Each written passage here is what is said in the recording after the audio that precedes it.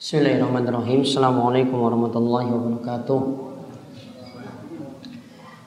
Innal hamdalillah nahmaduhu wa nasta'inuhu wa nastaghfiruh wa na'udzu billahi min shururi anfusina wa min sayyiati a'malina. May yahdihillahu fala mudilla lahu wa may yudlil fala hadiyalah wa asyhadu an la ilaha illallah wahdahu la syarika lah wa asyhadu anna Muhammadan abduhu wa rasuluh. Allahumma shalli ala nabiyyina Muhammad wa ala alihi wa man tabi'ahum bi ihsanin ila yaumiddin. Allahumma anfa'na bima 'allamtana wa 'allimna ma yanfa'una wa zidna ilma. Alhamdulillah, Bapak Ibu para jamaah salat maghrib menjelang isya yang mungkin senantiasa dirahmati dan diberkahi oleh Allah Subhanahu wa taala. Di kesempatan malam hari ini kita bersyukur pada Allah dapat melanjutkan kembali materi kita. Kali ini kita akan melanjutkan pembahasan kitab Umdatul Ahkam karya Syekh Abdul Ghani Al-Maqdisi, di mana kita masih membahas tentang masalah sholat atau berada dalam kitab sholat. Kali ini kita melanjutkan bahasan sholat rawatib yang beberapa penjelasannya telah kami jelaskan pada pertemuan sebelumnya. Kita lihat hadis nomor 66 dari Abdullah bin Umar radhiyallahu anhuma. Ia berkata, "Shallaitu ma'a Rasulillah sallallahu alaihi wasallam rak'ataini qabla dhuhri wa rak'ataini ba'daha wa rak'ataini ba'dal jum'ati wa rak'ataini ba'dal maghribi wa rak'ataini ba'dal isya'i." Dari Abdullah bin Umar radhiyallahu anhuma, ia mengatakan, aku pernah sholat bersama Rasulullah SAW 2 rakaat sebelum zuhur, lalu 2 rakaat setelah zuhur, lalu 2 rakaat setelah Jumat, lalu 2 rakaat setelah maghrib, lalu 2 rakaat setelah isya. Wa fi lafdhin, dalam lafaz yang lainnya disebutkan, fa amal maghribu wal isya'u wal jum'atu fa fi baitihi. Adapun untuk salat sunnah ba'da maghrib, salat sunnah ba'da isya, salat sunnah ba'da Jumat itu dilakukan di rumah.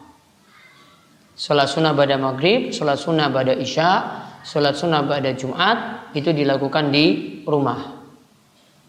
Kemudian dalam lafaz yang lainnya, anna Ibnu Umar, bahwasanya Ibnu Umar qal itu mengatakan, haddatsatni Hafsah, bahwasanya Hafsah itu mengatakan kepada Ibnu Umar, anna Nabiya sallallahu alaihi wasallam, bahwasanya Nabi SAW kana yusolli sajadatain khafifatain ba'dama yatlu'ul fajru. Nabi sallallahu alaihi wasallam itu melakukan 2 rakaat yang ringan ketika waktu fajar itu sudah masuk. Wa kanat sa'atan la adkhulu 'ala Nabi sallallahu alaihi wasallam fiha, dan pada waktu itu adalah waktu yang dimana Hafsah tidak mungkin masuk, atau ketika itu adalah waktu yang aku tidak mungkin masuk menemui Nabi Shallallahu Alaihi Wasallam. Maka di sini ada beberapa lafaz dan ini menerangkan tentang sholat sunnah rawatib yang kemarin telah kita jelaskan rinciannya. Kalau kita simpulkan, sholat rawatib dalam sehari itu bisa 10 atau bisa 12 rakaat. Salat rawatib dalam sehari itu bisa 10 atau 12 rakaat. Dan ini yang dikatakan 10 atau 12 rakaat ini yang dikatakan muakkad. Artinya ditekankan. Kalau 10, 2 rakaat qobliyah subuh atau 2 rakaat sebelum subuh. Kemudian kalau 10, 2 rakaat qobliyah zuhur, lalu 2 rakaat ba'diyah zuhur. Kalau asar rawatibnya nggak ada. Lalu maghrib, qobliyah maghrib tidak masuk rawatib, namun masih boleh dilakukan. Kemudian 2 rakaat ba'diyah maghrib. Lalu isya, qobliyah isya tidak masuk rawatib, namun masih boleh dilakukan. Ba'diyah isya ada rawatibnya 2 rakaat. Totalnya 10.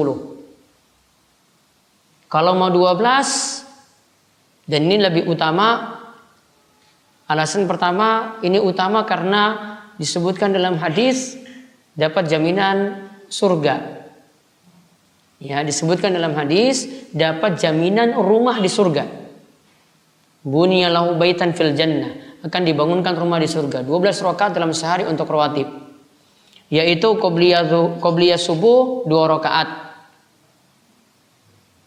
Kemudian qobliyah zuhur 4 di sini Bapak Ibu bisa melakukan, bisa memilih 4 sekaligus boleh.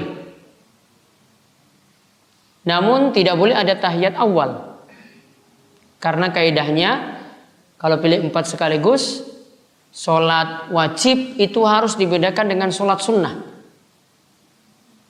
Sholat wajib harus dibedakan dengan sholat sunnah. Oleh karena itu kebiasaan Nabi Shallallahu Alaihi Wasallam ba'da sholat wajib, misalnya sholat maghrib tadi, untuk beliau melaksanakan sholat ba'diyah, ada pilihannya entah itu lakukan di rumah atau pilihannya pindah tempat atau dipisah dengan pembicaraan, seperti yang disebutkan dalam hadis Muawiyah. Muawiyah itu katakan, ada dalam hadis Muawiyah disebutkan ini untuk sholat Jumat. Ya, baiknya sholat sunnah itu tidak setelah sholat wajib, tidak di tempatnya sholat wajib tadi. Bergeser ke kanan atau bergeser ke kiri. Kalau ibu-ibu berdempetan seperti ini berarti pindah tempat, ya, tukaran. Yang ini satu pindah kanan, yang ini pindah ke kiri. Boleh dilakukan seperti itu. Atau kalau mau di tempat seperti tadi, dengan catatan baiknya sudah berzikir dulu. Karena harus ada yang memisah. Memisahnya bisa dengan 2 pilihan. Yang pertama pisah dengan zikir antara wajib dengan sunnah tadi, atau dipisahnya dengan pindah tempat. Ya, dipisahnya dengan pindah tempat. Nah tadi sholat 4 rakaat qobliyah zuhur bisa lakukan 4 sekaligus. Namun tidak boleh mirip dengan sholat wajib. Artinya tidak boleh ada tahiyat awal. Karena kalau ada tahiyat awal nanti mirip dengan sholat zuhurnya. Jadi harus dibedakan. Contoh lagi yang harus dibedakan, misalnya sholat witir 3 rakaat. Tidak boleh sholat witir itu sama dengan sholat maghrib. Artinya sholat witir tidak boleh ada tahiyat awal. Kalau kita melakukan 3, ya 3 rakaat sekaligus langsung tahiyat akhir. Atau 3 ini dipisah, lakukan 2 rakaat dulu salam, lalu tambah lagi 1 rakaat salam. Artinya tidak boleh sama antara sholat wajib dan sholat sunnah. Kalau bisa dibedakan, dibedakan. Kemudian untuk yang 12 rakaat ini lagi ba'diyah zuhur 2 rakaat. Ba'diyah zuhur 2 rakaat. Kemudian kalau asar tadi tidak masuk, ya, ba'diyah maghrib 2 rakaat, lalu ba'diyah isya 2 rakaat. Nah, kalau kita perhatikan dalam hadis dari Ibnu Umar di sini, jadi tadi antara 10 atau 12. Nah, di dalam hadis Ibnu Umar ini di sini tidak disebutkan rinci. Maksudnya di sini Bapak Ibu sekalian tidak disebutkan mana 10-nya, mana 12, karena hadis yang ada yang menerangkan tadi itu disebutkan dalam hadis Aisyah atau dalam hadis Ummu Habibah. Dalam hadis Aisyah atau dalam hadis Ummu Habibah. Intinya beberapa kesimpulan yang bisa kita ambil dari hadis ini. Yang pertama tentang qobliyah zuhur, bisa memilih 2 rakaat. Bisa memilih juga 4 rakaat. Namun yang paling afdal 4. Ya karena lebih banyak. Imam Suyuti mengatakan dalam kitabnya Al-Asba' An-Nadhair, beliau mengatakan makana aksaru fi'lan kana aksaru fadlan. Sesuatu ibadah yang aktivitasnya lebih banyak berarti jumlah rakaatnya lebih banyak, tentu punya keutamaan yang lebih banyak. Karena rukuknya nambah, sujudnya juga nambah, sehingga 2 rakaat qobliyah zuhur dibandingkan 4 ya lebih utama 4. Aktivitasnya lebih banyak. Contoh lagi, mau melakukan qobliyah zuhur tadi 4 sekaligus ataukah memilih 2-2? Mana aktivitasnya lebih banyak? 2-2, karena salamnya nanti 2 kali, tahiyatnya 2 kali. Kalau yang tadi 4 rakaat sekaligus, tahiyatnya cuma 1 kali, salamnya cuma 1 kali. Jadi makana aksaru fi'lan, kana aksaru fadlan. Yang aktivitasnya lebih banyak, maka keutamaannya lebih besar. Kaidahnya seperti itu. Jadi kalau lihat dalam hadis yang lain, ada disebutkan 4 rakaat, ada disebutkan 2 rakaat. Nah, di sini nanti para ulama berbeda pendapat. Intinya bisa memilih 2, bisa memilih 4. Namun yang paling bagus tadi 4 rakaat. Kemudian yang sholat qobliyah ba'diyah zuhur. Kalau nanti qobliyah subuh nanti ada hadisnya sendiri setelah ini. Kalau ba'diyah zuhur setelah zuhur itu 2 rakaat. Namun boleh juga bapak ibu-ibu lakukan 4 rakaat. Ada hadis yang menyebutkan dengan lafaz arba'u ba'da zuhri, 4 rakaat setelah zuhur. Namun yang masuk hadis 12 rakaat dalam sehari itu yang 2 rakaatnya. 2 rakaat selanjutnya itu tambahan. Jadi cuma opsional saja, mau nambah ya monggo, kalau nggak mau nambah ya sudah. Paling bagus yang ba'diyah ini lakukan di mana? Asalnya bapak ibu-ibu untuk sholat rawatib baik yang qobliyah ataupun ba'diyah itu dilakukan di rumah. Lebih afdal dilakukan di rumah. Karena Nabi SAW katakan, la taj'alu buyutakum kubura. Jangan jadikan rumah kalian itu seperti kuburan. Jadikan sebagian sholat-sholat yang ada itu juga di rumah. Karena kalau semuanya itu di masjid, tidak ada bagian di rumah, rumahnya tidak bersinar, tidak bercahaya. Setan pun nanti nongkrong di situ. Maka rumah juga harus ada sebagian sholat. Jadi bapak-bapak itu bukan hanya melakukan di masjid, namun ada sebagian sholat yang dilakukan di rumah. Manfaatnya banyak. Lakukan sholat di rumah itu. Yang pertama sholat di rumah, yaitu sholat sunnah. Sholat sunnah itu di rumah. Yang pertama itu, pernah saya terangkan nggak? Apa manfaat yang pertama? Nah, rumahnya tidak jadi seperti kuburan. Yang kedua, rumahnya jadi penuh berkah karena sholat masuk. Dan disebutkan dalam hadis kalau kita masuk ke rumah lakukan sholat 2 rakaat, keburukan itu keluar dari rumah. Kalau kita keluar rumah lakukan 2 rakaat lagi dulu, maka tidak ada lagi yang masuk keburukan dalam rumah. Artinya penuh berkah. Dan nantinya berkah itu bisa jadi hilang dari rumah. Berkah itu bisa jadi hilang dari rumah. Ya, contoh misalnya kalau seorang muslim itu memelihara anjing, itu akan menghilangkan berkah dari rumah. Karena Nabi SAW itu katakan seharinya kalau anjing itu dipelihara, setiap harinya itu akan berkurang pahalanya itu 1 qirot. Berkurang pahalanya 1 qirot. Taruhlah qirot itu takaran yang kecil, kalau ini nambah terus bisa jadi besar. Nah, kenapa sampai seperti itu? Berkah hilang dari rumah, malaikat gak mau masuk dalam rumah. Rumahnya hilang berkah. Nah, kemudian tadi manfaat lainnya lagi apa? Makin banyak tempat yang jadi saksi. Karena kita sholat di masjid, tempat ini jadi saksi, kita pindah ke rumah lagi, tempat itu jadi saksi. Karena Allah katakan yauma idzin tuhaddisu akhbaraha.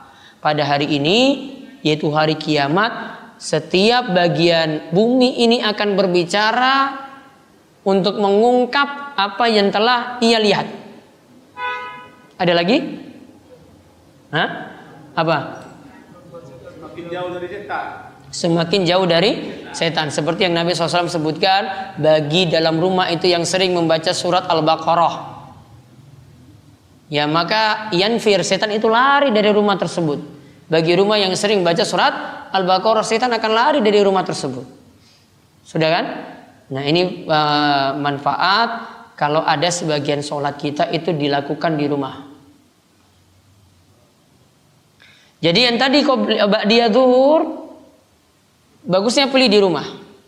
Namun kalau ada aktivitas misalnya di kantor, ya nggak mungkin lakukan di ruangan, cuma bisa di masjid saja, maka lakukan di masjid.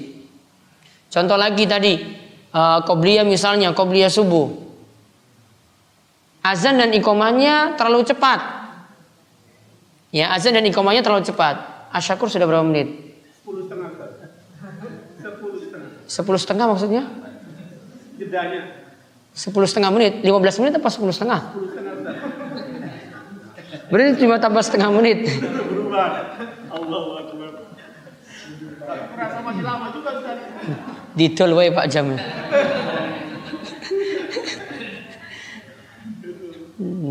Didol terus jadikan kotak infak aja. Banyak ngatur jam itu.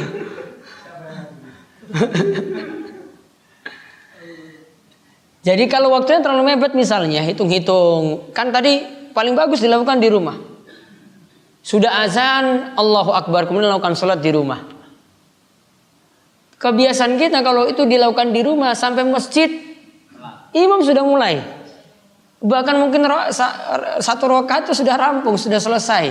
Mungkin ada yang super cepat lagi, imamnya sudah rampung. Karena kita hitung-hitung jalan dari Pak Zainuddin ke sini berapa meter coba? 300 meter. Ya, 300 meter jalan di sini. Baru iqomah sampai sini sudah salam. Assalamualaikum warahmatullahi wabarakatuh. Assalamualaikum warahmatullahi. Soalnya imamnya juga pakai surat pendek. Sudah tadi super cepat. Milihnya juga cuma surat kulhu saja. Kalau pilihannya surat panjang enak loh ibu-ibu. Iya kan? Milihnya surat panjang. Sarokat aja sudah 10 menit. Oh santai aja. Oh imamnya itu belum rokok kok itu imamnya. Kamu coba kalau pilihnya surat pendek coba. Ini imam ini keterlaluan sekali. Sudah iqomahnya cepat-cepat. Kita telat terus subuh. Jarak 300 meter. Lewat kuburan lagi.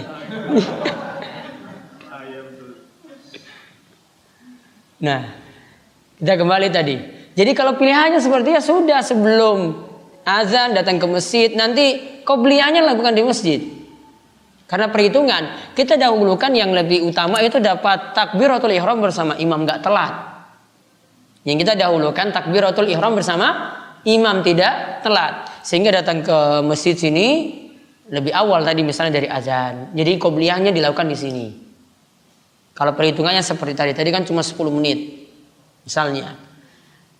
Ya, jadi bisa memilih pilihan seperti tadi. Jadi intinya tetap yang lebih bagus sholat sunnah termasuk rawatib ini dilakukan di rumah. Lalu disebutkan lagi dari Ibnu Umar, wa rakaataini ba'dal jum'ah.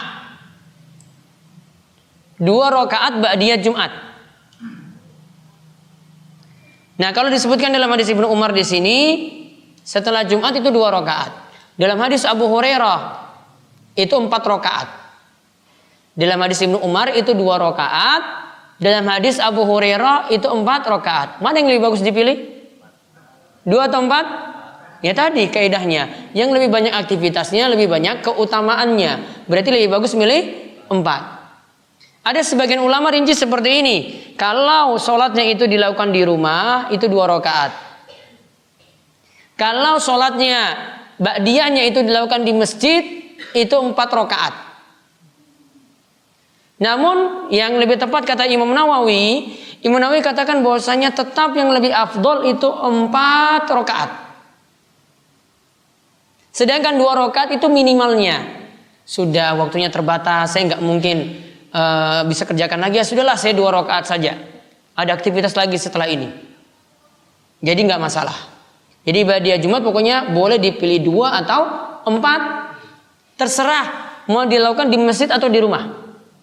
Di rumah boleh dia memilih 2 atau 4. Di masjid dia bisa memilih 2 atau 4. Dan kadang karena aktivitas seperti ini akhirnya itu jadi turun. Contoh misalnya Nabi SAW sebutkan tentang zikir ba'da sholat.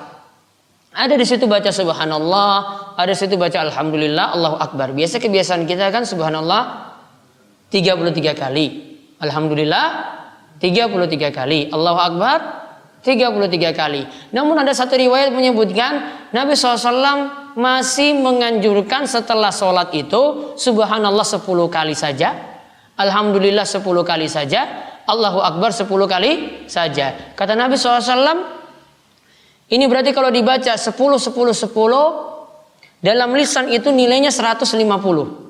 Dalam timbangan itu nilainya 1500. Di lisan itu nilainya 150, berarti 30 dikalikan 5. Dapat 150. Kemudian dalam timbangan nanti di akhirat, dalam mizan ketika ditimbang dikalikan 10 lagi, jadinya 1500. Artinya di sini karena kondisi kita yang sibuk misalnya, tadi kebiasaannya 33, boleh dikurangi ba'da sholat itu cuma subhanallah itu 10, alhamdulillah itu 10, Allahu Akbar jadi 10. Dan ini juga yang menandakan Bapak Ibu cuma bisa melakukan amalan ringan namun pahalanya besar. Kecil kan tadi? Ya, kecil. Amalannya ringan, nyesir. Amalannya itu ringan. Mudah dilakukan, namun pahalanya besar di sisi Allah Subhanahu wa taala. Tadi 10 di lisan itu hitungannya jadi 150, dalam timbangan jadi 1500. Jadi yang super sibuk, misalnya sudah datang pelanggan gitu, mau mijet, ya, sudah cari ini habis zuhur itu harus segera Pak Zainuddin, ya, langsung setelah itu, waduh ini katanya ini saya kepepet sekali, sudahlah saya baca subhanallah 10 kali, alhamdulillah 10 kali, Allahu Akbar 10 kali boleh. Namun kalau mau lebih ya tadi 33. Nah kemudian faedah yang lainnya lagi, bagaimana dengan sholat qobliyah Jumat? Dalam hadis ini cuma disebutkan qobliyah zuhur dan ba'diyah zuhur. Lalu cuma disebutkan setelah itu ba'diyah Jumat 2 rakaat oleh Ibnu Umar. Para ulama mengatakan qobliyah Jumat itu nggak ada. Seperti Ibnul Qayyim dan lainnya, qobliyah Jumat itu nggak ada. Jadi nggak ada qobliyah Jumat itu sama dengan qobliyah zuhur 2 atau 4 rakaat, nggak ada. Yang ada sebelum sholat Jumat, kalau kita lihat riwayat-riwayat yang ada, Nabi SAW perintahkan pokoknya sebelum sholat Jumat, sebelum imam itu naik mimbar, perbanyak sholat sunnah. 2 rakaat, oh imam belum naik lagi, 2 rakaat lagi, oh imam belum naik lagi, 2 rakaat lagi, 2 rakaat terus sampai imam naik mimbar. Tak terhingga 2 rakaatnya. Dia tambah terus. Jadi istilah qobliyah Jumat nggak ada. Ya, istilah qobliyah Jumat nggak ada. Yang ada itu sholat sunnah mutlak. Mutlaknya gimana maksudnya? Pokoknya 2 rakaat, 2 rakaat, 2 rakaat, 2 rakaat terus. Karena dalam hadis Ibnu Umar tidak disebutkan di sini. Padahal tadi qobliyah zuhur sudah disebutkan, langsung ba'diyah zuhur, lalu langsung ba'diyah Jumat, nggak disebutkan qobliyah Jumat kan di sini. Maka qobliyah Jumat itu nggak ada. Jadi misalnya masuk masjid, tahiyatul masjid. Kalau imam belum naik mimbar, tahiyatul masjid. Setelah itu perbanyak sholat sunnah lagi, sampai imam naik mimbar. Sampai imam naik mimbar.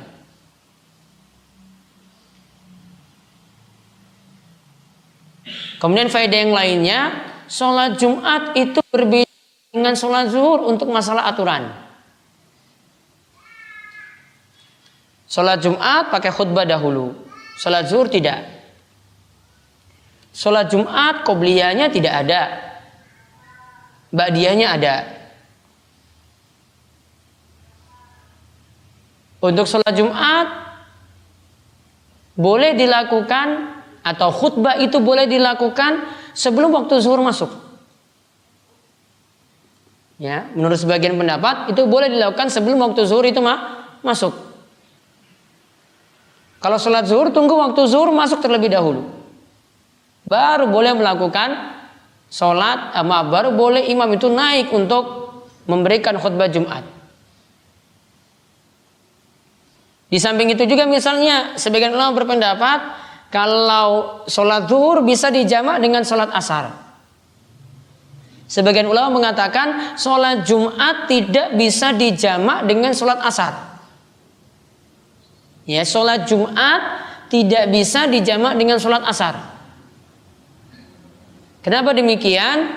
Dahulu itu pernah terjadi kalau hujannya deras, hujannya lebat, itu boleh mengambil keringanan untuk menjamak sholat. Di masa Nabi SAW ketika hujan nggak turun-turun, para sahabat itu mengadu pada Nabi SAW. Para sahabat datang pada Nabi sedang berkhutbah di depan. Mereka katakan pada Nabi, wahai Rasulullah, berdoalah pada Allah, kita ini tidak mendapati hujan yang turun terus-menerus. Berdoalah pada Allah supaya hujan itu turun.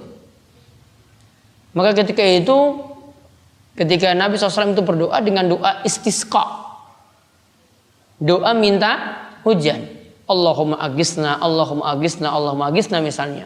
Ya Allah turunkanlah hujan pada kami, Allah turunkanlah hujan pada kami, Allah turunkanlah hujan pada kami.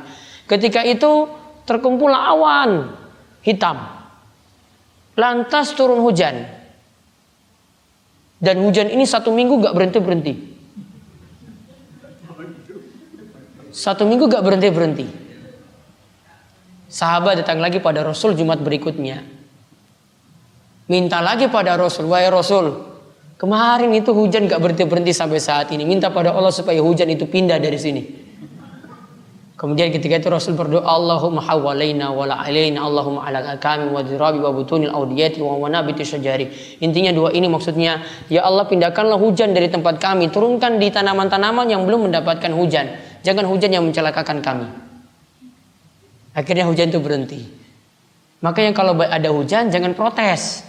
Kalau nggak ada hujan juga jangan protes. Kalau enggak ini doanya seperti ini jadinya. Seminggu hujan nggak berhenti. Berarti kalau zaman ini PNS jadi libur. Liburnya seminggu. Nah intinya ketika itu Jumat tersebut harusnya Rasulullah SAW bisa menjamak sholat. Namun Rasulullah SAW tidak memilih menjamak antara sholat Jumat dan sholat asar. Maka para ulama simpulkan ini menandakan bahwasanya sholat Jumat itu berbeda dengan sholat zuhur. Buktinya sholat Jumat dan asar tidak bisa dijamak. Sholat Jumat dan asar tidak bisa dijamak. Yang boleh apa? Sholat zuhur dan asar. Jadi misalnya kita pergi ke Surabaya pada hari Jumat. Nanti di perjalanan dapati waktu sholat Jumat. Kalau kita memilih sholat Jumat pas mampir di masjid, berarti asar tidak dimajukan. Namun kalau kita memilih, sudahlah saya tunggu orang Jumatan itu selesai dulu, kemudian saya melakukan sholat zuhur. Nah itu baru boleh digabungkan dengan sholat asar. Jadi Jumat tidak bisa digabungkan dengan asar menurut sebagian ulama, sedangkan sholat zuhur bisa dijamak digabungkan dengan sholat asar. Ini keistimewaan hari Jumat juga, dan ini keistimewaan sholat Jumat dibandingkan dengan sholat-sholat yang lainnya. Dan di antara keistimewaannya lagi, kalau sholat Jumat itu bertepatan dengan Idul Fitri atau Idul Adha. Hari pertamanya ya. Kan Idul Fitri nanti pilih hari kedua, hari ketiga kan. Hari pertamanya. Ini tanggal 1 Syawalnya. Ketika kita tadi pagi sholat Id dan itu adalah hari Jumat, boleh tidak melaksanakan sholat Jumat. Gantinya apa? Ganti dengan sholat zuhur. Namun disarankan imam masjid tidak liburkan sholat Jumat. Imam masjid tidak liburkan sholat Jumat. Jadi nggak boleh dia umumkan di masjid hari ini sholat Jumatnya libur. Nggak bisa. Tetap disarankan sholat Jumat ada. Karena boleh jadi ada yang tadi pagi nggak bangun, kemudian nggak laksanakan sholat Id, maka dia diperintahkan untuk melakukan sholat Jumat. Jadi imam masjid, kami masjid tetap mengadakan sholat Jumat. Yang utamanya dua-duanya, lebih banyak aktivitas lebih baik. Jadi sholat Id dilakukan, sholat Jumat dilakukan, lebih afdol. Jadi saya cuma keringanan saja. Itu bukti juga sholat Jumat itu berbeda dengan sholat zuhur. Nah lalu tadi disebutkan untuk sholat maghrib, isya dan Jumat Untuk ba'diyahnya itu Nabi SAW itu melakukannya fi baitihi, melakukannya di rumah. Tanda bahwa sholat ba'diyah misalnya lebih bagus melakukannya di rumah. Namun tidak masalah atau tidak berdosa kalau melakukannya di masjid. Lalu disebutkan juga oleh Hafsah tentang, ini sekarang kita bahas sholat sunnah fajar atau sholat sunnah qobliyah subuh. Ingat, sholat sunnah fajar ya sama dengan, istilahnya itu sama dengan sholat qobliyah subuh. Sholat sunnah fajar itu ketika fajar sudah masuk, artinya azan subuh sudah masuk. Sholat qobliyah subuh juga ketika azan subuh sudah masuk. Jadi sunnah fajar itu istilah yang sama dengan qobliyah subuh. Nah, dikatakan di sini dalam hadis Hafsah ini menyebutkan bahwasanya Rasulullah SAW itu melakukan sholat sunnah fajar tadi itu sajadataini khafifatain. Qobliyah subuhnya itu ringkas, nggak terlalu lama. Wa kanat sa'atan la adkhulu ala Nabi SAW fiha. Dan dikatakan di sini, pada waktu tersebut aku tidak masuk menemui Nabi Shallallahu Alaihi Wasallam. Ini menandakan para jamaah sekalian, ada waktu-waktu ini di mana dijabarkan pada hal yang lain. Anak, misalnya untuk hal yang lainnya, anak tidak sembarangan masuk di kamar orang tua. Anak tidak sembarangan masuk di kamar orang tua. Di antara contohnya waktu yang tidak boleh masuk kecuali dengan izin, ba'da ngisa dan sebelum subuh. Ya, ba'da ngisa dan sebelum subuh. Nah, ketika itu dan juga ketika tidur siang, berarti ya di tengah siang. 3 waktu ini tidak boleh masuk kecuali dengan izin. Nah, ini seperti yang disyaratkan dalam hadis Hafsah. Kemudian hadis sholat sunnah fajar selanjutnya dari Aisyah. Nanti saya gabungkan dengan hadis tadi. Dikatakan oleh Aisyah radhiyallahu anha, lam yakunin nabiyyu sallallahu alaihi wasallam ala syai'in minan nawafili asyadda ta'ahudan minhu ala rak'atayil fajri. Nabi sallallahu alaihi wasallam tidaklah begitu perhatian pada sholat sunnah, yang sangat-sangat perhatiannya selain dari menjaga sholat sunnah qobliyah subuh 2 rakaat. Dalam riwayat yang lainnya disebutkan wa fil lafdhin, dalam riwayat yang lainnya itu disebutkan bahwa Nabi SAW mengatakan rakaatul fajri khairum minad dunya wa ma fiha. 2 rakaat qobliyah subuh itu lebih baik daripada dunia dan seisinya.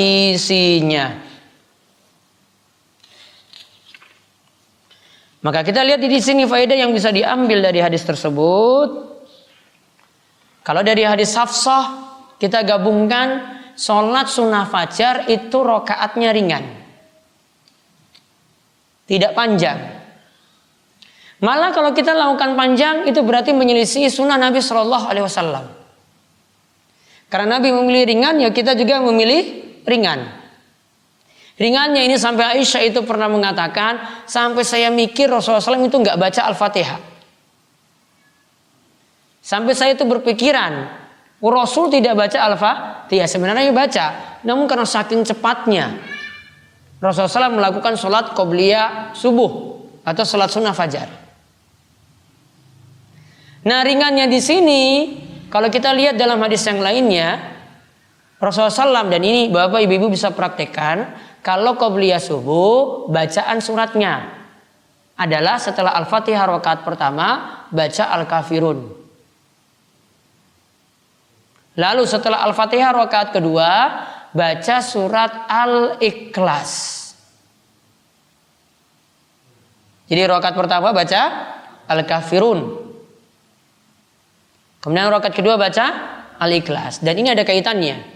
Al-Kafirun itu di situ berisi akidah, di mana kaum muslimin itu punya prinsip lakum dinukum waliyadin. Yaitu bagi kalian, wong kafir, agama kalian, kita yang muslim, agama kami menjalankan ritual kami seperti ini. Tidak campur dalam ibadah kalian. Kemudian setelah Al-Fatihah rakaat kedua membaca surat Al-Ikhlas. Di mana Al-Ikhlas itu dibicarakan bagaimanakah seorang muslim itu mentauhidkan Allah Subhanahu wa taala. Dan Allah tidak disekutukan dengan mengatakan Allah itu memiliki anak atau diperanakan. Nah, kemudian untuk sholat ini, sholat sunnah fajar, afdolnya memang dilakukan di rumah. Kalau bisa, azan dulu.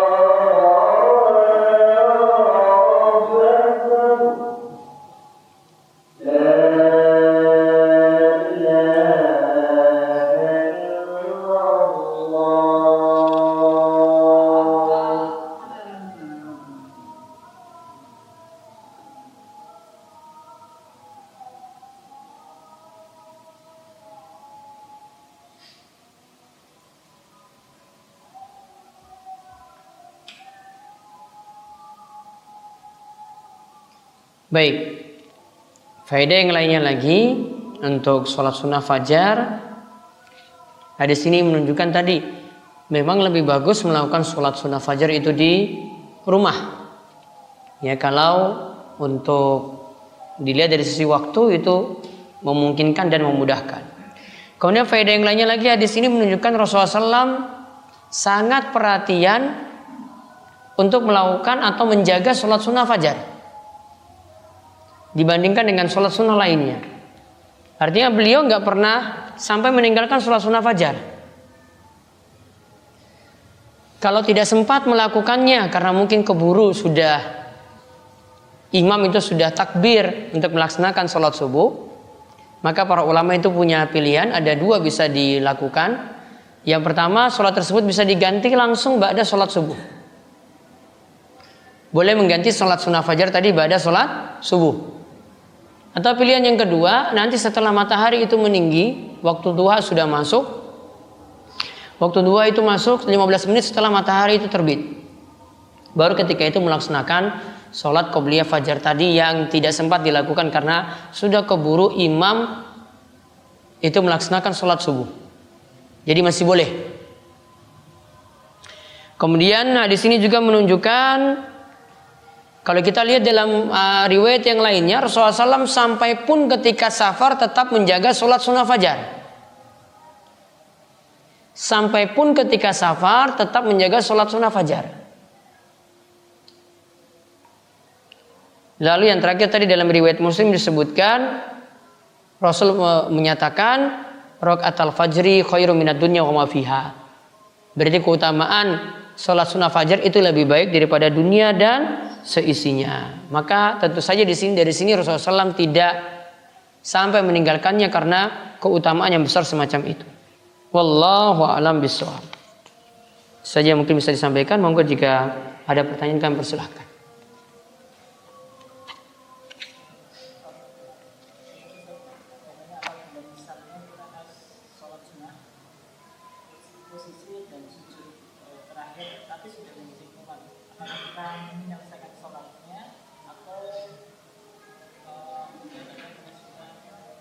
Saat sujud terakhir di masjid sudah iqomah. Kita di masjid sedang sholat sunnah, sudah sujud terakhir tinggal tahiyat, sudah dikumandangkan iqomah. Kalau sudah sujud terakhir tinggal dirampungkan saja, diselesaikan dari tahiyat sampai selesai, baru setelah itu berdiri kemudian nanti takbir bersama imam. Insya Allah masih bisa dapat. Namun kalau perhitungannya ini terlalu lama, misalnya baru 1 rakaat baru duduk antara 2 sujud di rakaat pertama, berarti dia mesti sujud lagi, kemudian berdiri lagi, kemudian baca surat seterusnya. Nah ini baiknya dibatalkan karena Nabi SAW mengatakan tidak ada sholat ketika dikumandangkan iqamah selain sholat wajib. Berarti sholat sunnah tadi dibatalkan, dan boleh membatalkannya ketika itu artinya sudah niatannya saya batalkan, saya langsung maju ke depan untuk mengikuti imam sholat berjamaah. Ada lagi?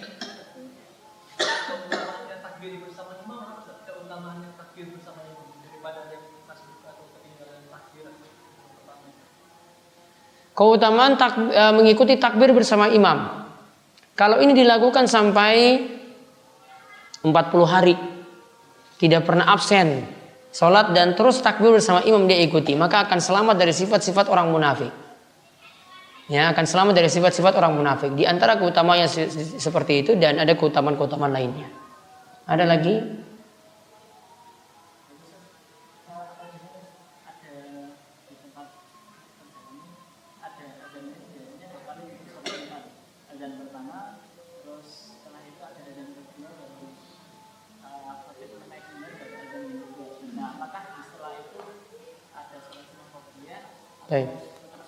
Ya. Kalau azan Jumatnya itu 2 kali, azan pertama kira-kira 10 menit langsung azan kedua, biasanya di tempat kita seperti itu. Namun kalau yang bagus itu sekitar 1 jam atau setengah jam, ya, karena untuk persiapan sholat Jumat maksudnya azan pertama itu ada, baru kemudian itu azan kedua. Lalu antara azan pertama dan kedua ini apakah ada sholat sunnah mutlak? Ada. Boleh lakukan sholat sunnah mutlak tadi, namun bukan namanya sholat qobliyah. Namun bukan namanya sholat qobliyah Jumat. Ada lagi? Ibu-ibu? Baik, kalau tidak ada dicukupkan sekian, mudah-mudahan bermanfaat. Insyaallah kita ketemu lagi pada pertemuan berikutnya. Demikian, subhanakallahumma bihamdika, asyhadu an la ilaha illa anta, astaghfiruka wa atubu ilaik. Assalamualaikum warahmatullahi wabarakatuh.